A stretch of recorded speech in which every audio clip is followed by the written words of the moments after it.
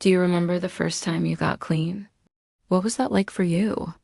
The first time I tried to get clean, I couldn't sleep. My skin felt like static. I couldn't sit still. I walked around my house like an anxious ghost. Then somebody gave me California poppy. And for the first time in a long time, I didn't feel like running. A natural sedative that supports nervous systems without being addictive. It's gentle, non-habit forming, and it's known to ease anxiety, insomnia, and emotional pain. It's native to the West, but it's needed everywhere. Today we're talking all things California poppy. I'll cover when, how, and why to grow it, how to harvest and store it, and how to use it. You can also press the flowers for art, salves, or small batch herbal shops. I took it on nights when I felt anxious, when my chest felt tight, or my mind wouldn't shut off. It's a gentle sedative, not a knockout. I've used it on nights when cravings hit hard. It doesn't erase pain, it makes it bearable. And sometimes that's all you need to stay.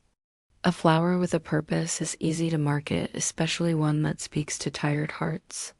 I'll even share a bit about its history. Stick around. California poppy isn't just beautiful. It's medicine. It has one of those foundational tools that helps you understand the best times to plant certain herbs based on your USDA plant hardiness zone.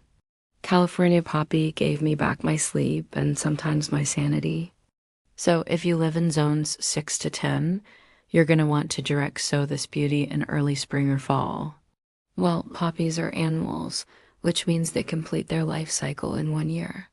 So you'll see them pop up, then they'll bloom, set seed, and die back. If you live in a climate like mine, they'll self-seed like crazy. So you'll have plenty to work with. As far as when to harvest, you're going to want to cut the flowers just before they fully open. Take only what you need and leave the rest to mature. You can use the flowers in teas or tinctures, but always dry them first in a dark, dry spot. Once they're fully dry, crumble the flowers and store them in an airtight container.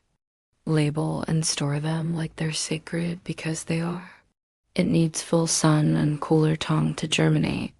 You don't have to dig deep, just scatter and let go. That's something I'm still learning. Let's talk about when to plant. When I first started growing medicine, I had to look up the planting calendar because I didn't know where to start. They grow best when left alone, no rich soil, no fertilizers. Just sun, space, and time. And maybe that's what we need too, right? A little space to be messy and still bloom. Poppies like it wild. Once you've got it growing, how do you harvest it? How do you make money with California poppy? It sells well dried or as part of herbal sleep blends. Now let's talk about how to use it. The first time someone gave it to me, it was in tea form. That's a quick look at California poppy. If you want more information on growing, harvesting, or using this amazing plant, check out the links below. Recovery isn't always loud. Sometimes it looks like a garden, a cup of tea, or a flower that reminds you to rest. If you're healing, come grow with me. This lab isn't just about leaves, it's about life. See you soon.